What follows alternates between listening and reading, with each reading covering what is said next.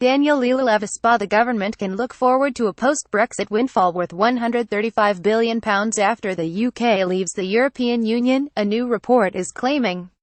The Economists for Free Trade EFT group says Brexit will be overwhelmingly positive for the British economy provided the government adopts the right policies.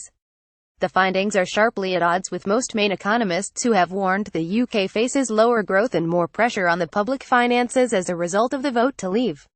Delighted to announce that EFT advisor at Jacob Rees-Mogg will be the keynote speaker at our Budget for Brexit event tomorrow. Sign up here https://ecol84f Economists for Free Trade at Econs for Free Trade November 13, 2017. But at the report's launch on Tuesday, the pro-Brexit Tory MP Jacob Rees-Mogg will say official forecasts are based on false assumptions of the Treasury and that the outlook for the public finances is much better than the Office for Budget Responsibility (OBR) is predicting. The EFT, headed by Professor Patrick Minford, says the priority for the government should be to bring down trade barriers with the rest of the world once Britain has left the EU while reducing the burden of regulation and taxation on firms and individuals.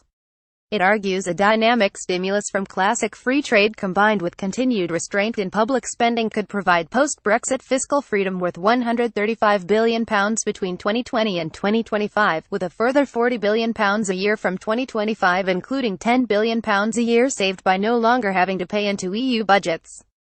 Conservative MP Jacob Rees-Mogg but in his speech, Mr. Rees-Mogg will say this is a free trade approach that focuses on consumers, not producers, one that will generate gains to consumers 7 times the cost to producers. This is a classical view of the world that has economic history and the latest economic modeling on its side.